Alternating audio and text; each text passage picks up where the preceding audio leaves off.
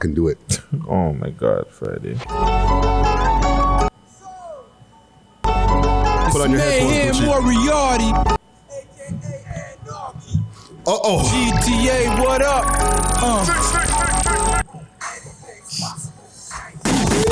We making it impossible for ranks. In the hospital, bang. But we making it impossible. Yeah.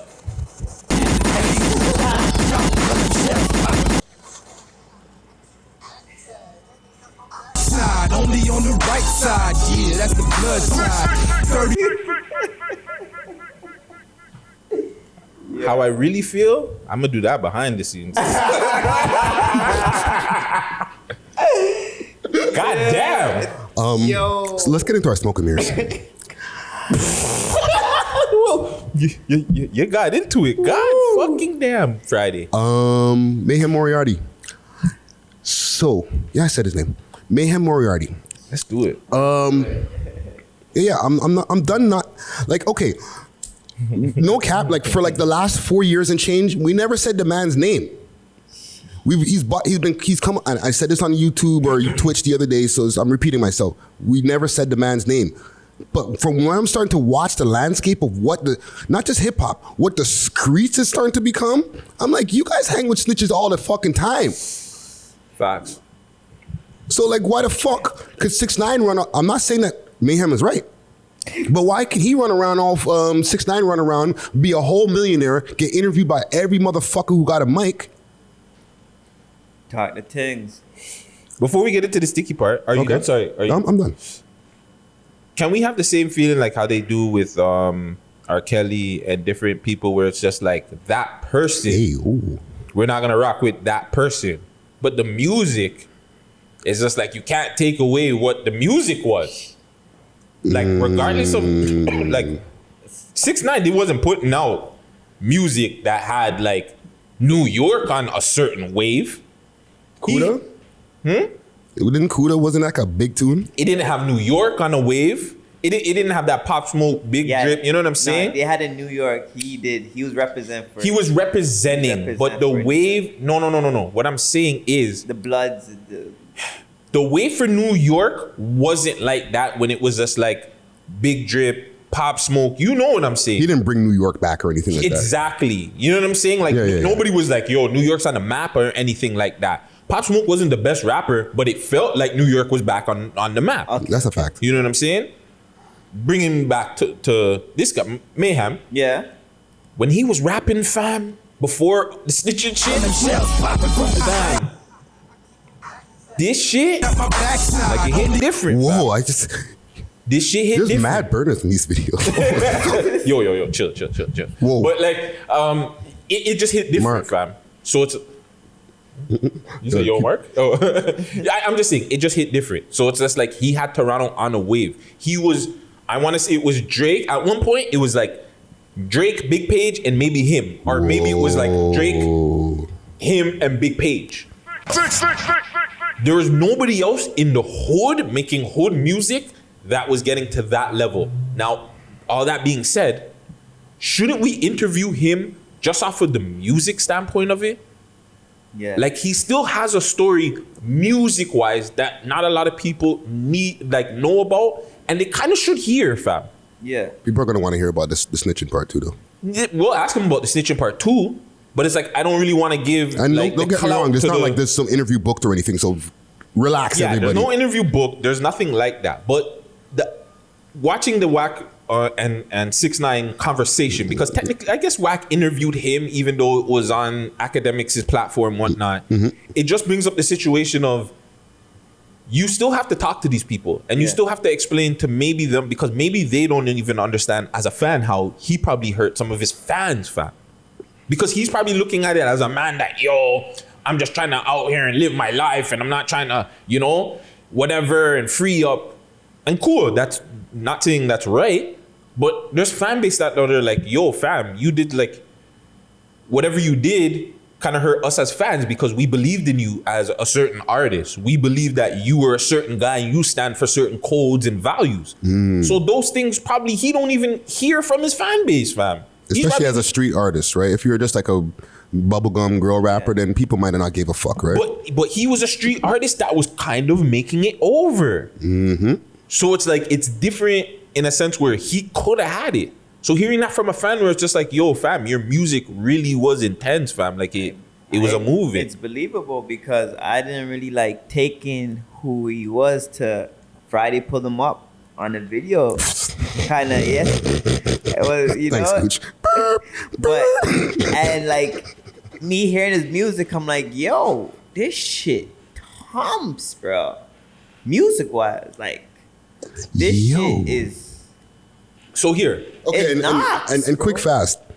How we got to this conversation, right? Y'all who are listening to this whole pod, who've heard it from the beginning to the Solitaire interview, there was an extensive part of the Solitaire interview, about 10 minutes, where we got into the whole Black J story and how, you know, Mayhem was part of the crew and then how he split from the crew. And how Solitaire brought him into the group. Yeah, right? So rewind if you didn't remember that fucking story, right? However, then the conversation started floating around like, yo, that was crazy. This man was really on one. Like, he had it. My nigga Drake was shouting him out on songs. And this is why I was just going, what the fuck? I'm looking at this thing right now from 10 years ago. Senorita, Put Him Down, featuring Drake, Mayhem Morearty, and Franz Thomas. Let me run this. Oh, Drake was on the track with him. Listen, I won't deny that we're getting super fucking mixy, okay? Yes, we are. If people are gonna eat our back out, I'm not gonna be like, why? What are you guys doing? Yo, this is Friday's topic. I didn't put this on the list. Don't come for me. I need a bus emoji. Yeah. Come for me. The Guttzy show. Don't follow Guttzy. Send him some mean comments, please. Right? Look, I put sit down, all glass shower and Let's go, Drizzy. earth tones and I never heard this? Wow. This is a fucking hidden gem over here, eh? Computer love, download my hard drive on Fam, night dick. Obeys your thirst like a Sprite advertisement. I got it. Whoa. and really quick, like, I believe that Drake even said a line in him in the War freestyle that he did like last year or 2 years ago. This is what people are claiming. I thought it was a line for him.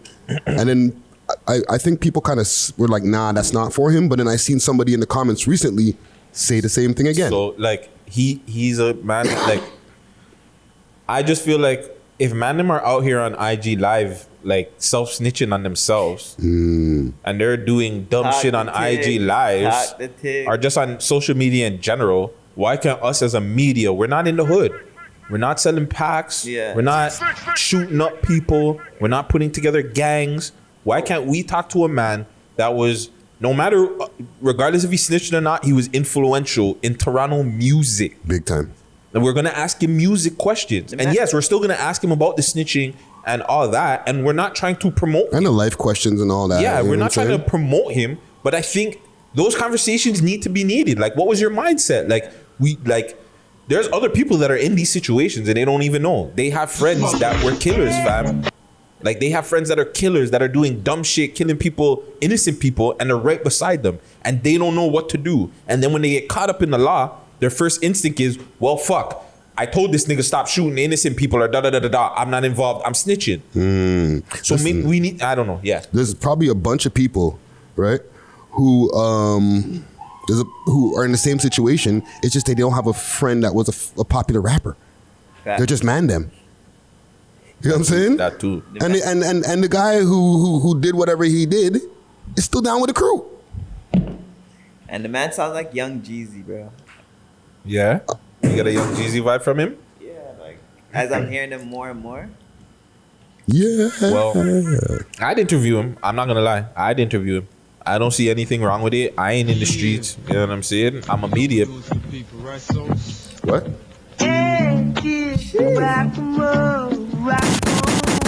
Ooh, my soul. Get your money. Get your money. Okay, I'm gonna stop. Niggas are gonna come for you, boy. I know. They're gonna come for your Listen, Comment Gang strong. Okay, once again, y'all let us know already a few times in a few different formats. shit. I interviewed Chris Guy, so I feel like I can interview whoever. Like I feel like I just don't. I don't see the big deal of it as a media personality. I think that'd be a dope interview. And we're not promoting him in any way. We're not trying. I guess we're promoting him by playing his music. I guess yes, but like at the end of the day, I think an interview is needed just to figure out like the music aspect because he was very influential, fam. Very influential. Well, we'll see what happens.